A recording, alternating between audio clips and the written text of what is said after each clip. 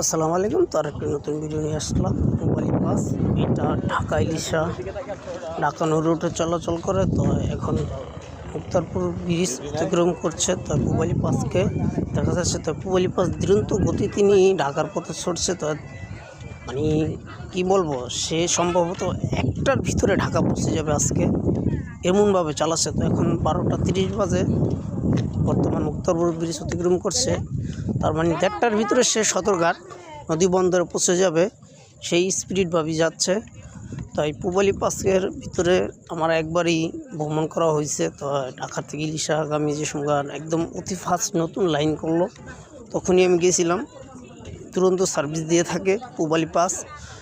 তো এই পুবালি পাসে যার যার ভ্রমণ করা অভিজ্ঞতা আছে ভোলাবাসী, তারা আমার চ্যানেল সাবস্ক্রাইব করে দেবেন এবং শেয়ার করে দেবেন, কমেন্টস করে দেবেন।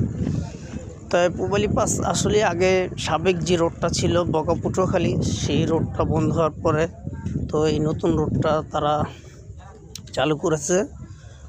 তো তারা সুনামের শহীদই ভোলা ইলিশা কালীগঞ্জই ডে সার্ভিস এবং দিয়ে যাচ্ছে সুনামের সহিতে।